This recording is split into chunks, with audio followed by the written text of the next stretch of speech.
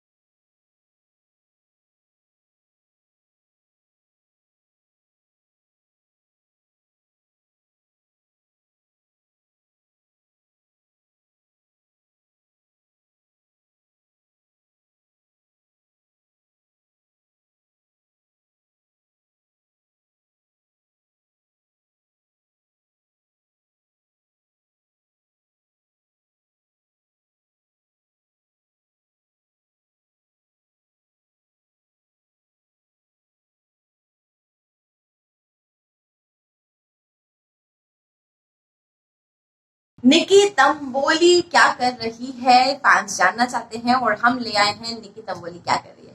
तो चलिए आपको बताती हूँ कि आखिरकार निकी तंबोली क्या कर रही है। नमस्कार, मैं हुरदम ठाकुर, स्वागत करती हूँ आप सभी का बॉलीवुड हेडलाइंस में।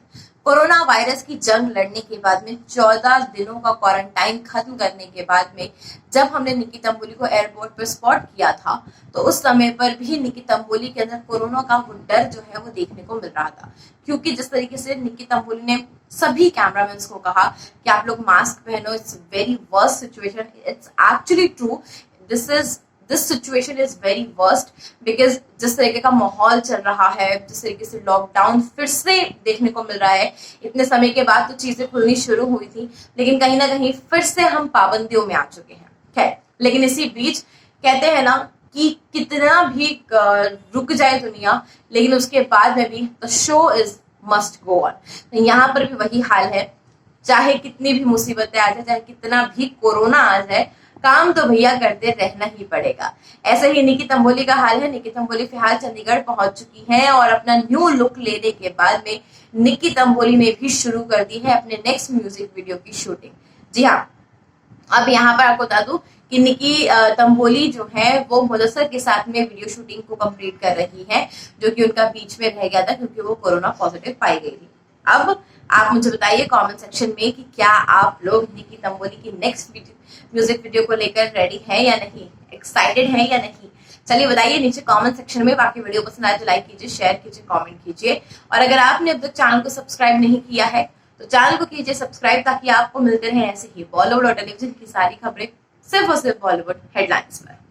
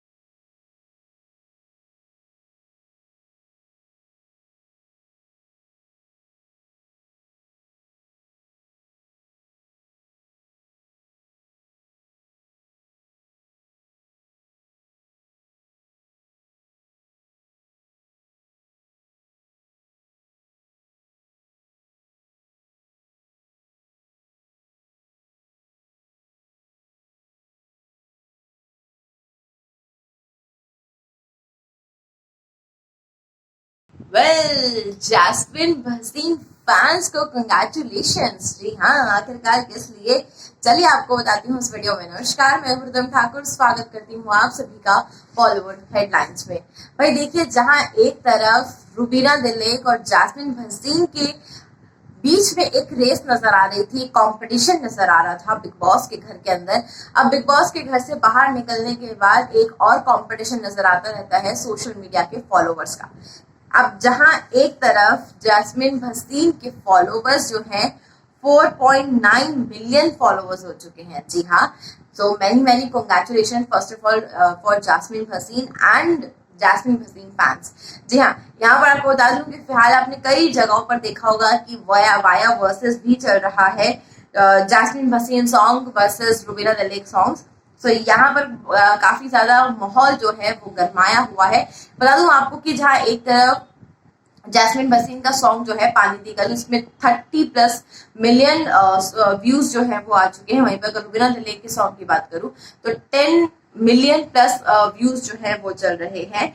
और जैस्मिन भसीन ने फॉलोवर्स कंप्लीट कर लिए हैं अपने 4.9 मिलियन। क्या कहना चाहेंगे आप लोग, कैसे कंग्रेचुलेट करना चाहेंगे जैस्मिन भसीन को? क्या आपकी भी फेवरेट है जैस्मिन?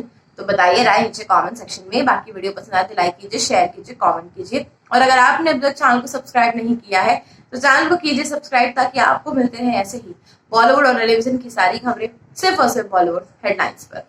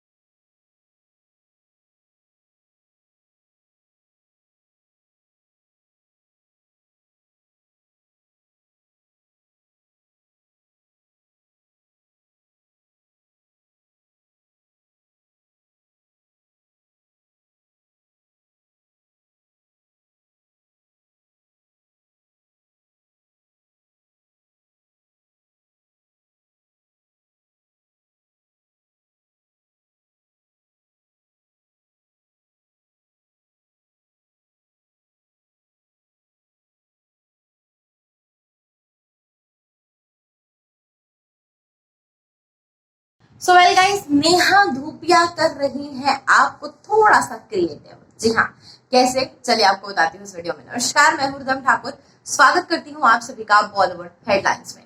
पर आपको बता दूं कि नेहा धूपिया ने अपना एक वीडियो शेयर किया है और इस वीडियो में वो कहीं ना कहीं आपको कह रही है कि फॉलोवर नहीं क्रिएटर बनो। तो चलिए पहले आपको दिखाती हूँ ये वीडियो कि आखिरकार नेहा धूपिया क्या कह रही है। तो देखिए इस वीडियो को। इसको कंटेंट कहते हो? मतलब कुछ भी करोगे? I'll tell you my issue with all the content on social media. अगर content create करना है ना तो कुछ ओरिजिनल करो, कुछ नया करो। Otherwise remember one thing, you're wasting internet. अरे क्रिएटर बनो यार, फॉलोअर नहीं। तो देखा आप लोगों ने कि किस तरीके से नेहा धूपिया आपको मोटिवेट कर रही है अपनी चीजों के लिए। तो यहाँ पर उन्होंने कैप्शन भी दिया है कि लाइक जिस तरीके से हम किसी भी सॉन्ग पे परफॉर्म करते हैं या हम लोग अपने स्टेप्स जो है वो बनाते हैं, तो उस तरीके के लेके यहाँ पर नेहा धूपिया कहती है, seriously guys question mark what's up with the content creation these days, don't call yourself creator if you are not original, content is dead. That is actually true, क्योंकि कहीं ना कहीं अगर हम मूवीज में भी देख लें, हम कहीं पर भी देख लें, एक वक्त था जब हमें ओरिजिनल चीजें मिला करती थी। आज के जमाने में कॉपी करना ज्यादा लोगों को आसान भी लगता है और सबसे ज्यादा कमाने का जरिया भी।